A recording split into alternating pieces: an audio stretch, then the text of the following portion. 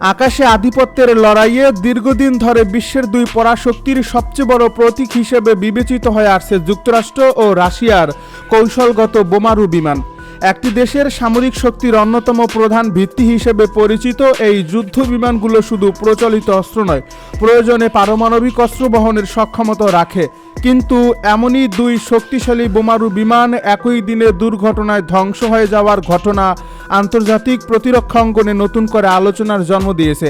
সামরিক বিশ্লেষকদের মতে এত বড় ধরনের কাকতালীয় ঘটনা আধুনিক সামরিক ইতিহাসে খুব কমই দেখা যায়।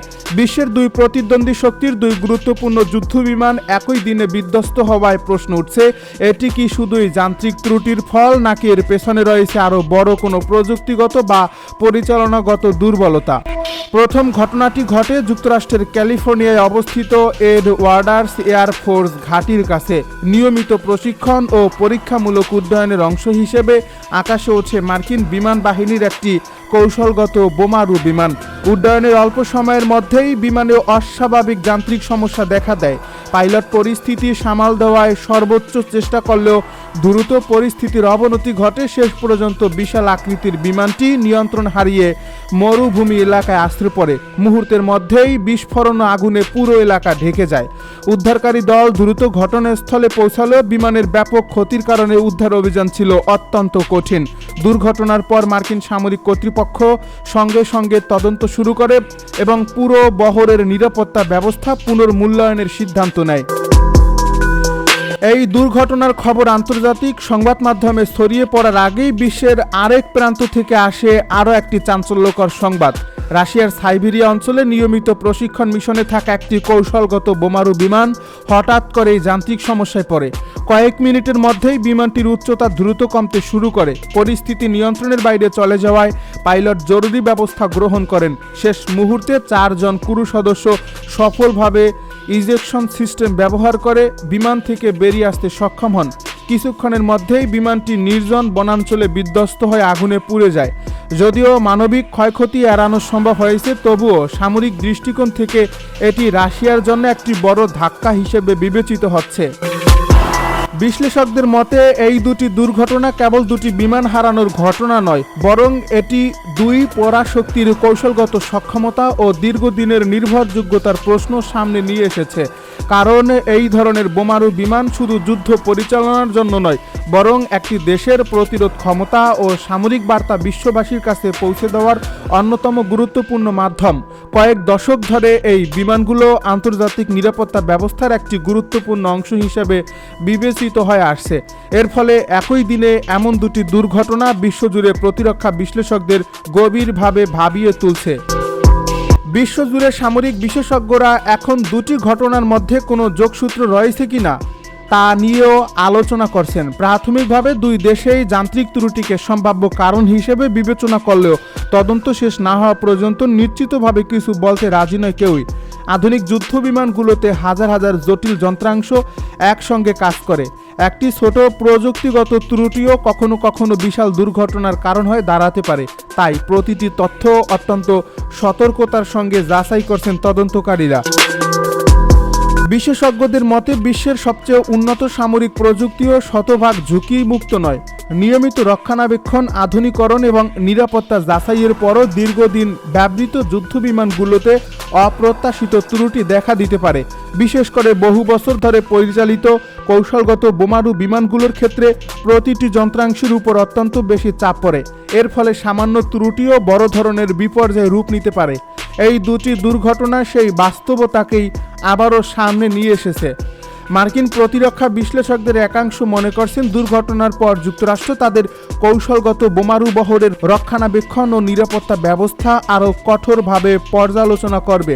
একইভাবে রাশিয়াও তাদের দীর্ঘদিনের ব্যবহৃত বোমারু বিমানগুলোর কারিগরি সক্ষমতা নিয়ে নতুন করে মূল্যায়নের উদ্যোগ নিতে পারে। কারণ যুদ্ধক্ষেত্রে নির্ভরযোগ্যতা হারালে কৌশলগত সক্ষমতার উপর সরাসরি প্রভাব পড়ে, যা কোনো সামরিক শক্তির জন্যই সুখকর নয়।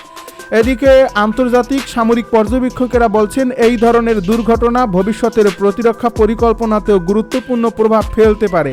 আধুনিক যুদ্ধের বাস্তবতায় শুধু নতুন অস্ত্র তৈরি করাই যথেষ্ট নয়, বিদ্যমান অস্ত্রের নির্ভরযোগ্যতা নিশ্চিত করাও সমান গুরুত্বপূর্ণ। অনেক দেশ ইতিমধ্যে তাদের পুরনো যুদ্ধবিমান বদলে নতুন প্রজন্মের প্ল্যাটফর্মে বিনিয়োগ বাড়াচ্ছে। এর ফলে এই ঘটনাগুলো ভবিষ্যৎ সামরিক আধুনিকরণ কর্মসূচিকে আরও ত্বরান্বিত করতে পারে। সামরিক ইতিহাসে এমন অনেক ঘটনা রয়েছে যেখানে একটি দুর্ঘটনা পরবর্তী সময়ে বড় ধরনের প্রযুক্তিগত পরিবর্তনের সূচনা করছে। এ তদন্তে যদি কোনো নাশকতা বা কারিগরি দুর্বলতা ধরা পড়ে, তাহলে শুধু সংশ্লিষ্ট দুটি দেশ নয়, একই ধরনের প্রযুক্তি ব্যবহারকারী অন্যান্য দেশও সতর্ক হবে। কারণ একটি দুর্ঘটনার শিক্ষা অনেক সময় পুরো সামরিক ব্যবস্থার নিরাপত্তা নীতিকে বদলে দিতে পারে। বিশ্ব রাজনীতির দৃষ্টিকোণ থেকেও এই ঘটনা বিশেষ গুরুত্ব বহন করছে। যুক্তরাষ্ট্র ও রাশিয়া দীর্ঘদিন ধরে বৈশ্বিক সামরিক ভারসাম্যের দুই প্রধান শক্তি। তাদের প্রতিটি সামরিক পদক্ষেপ আন্তর্জাতিক পর্যায়ে গভীরভাবে পর্যবেক্ষণ করা হয়। এর ফলে একই দিনে উভয় দেশের গুরুত্বপূর্ণ বোমারু বিমান দুর্ঘটনার শিকার হওয়ায় স্বাভাবিকভাবেই বিশ্বজুড়ে কৌতূহল ও আলোচনার সৃষ্টি হয়েছে।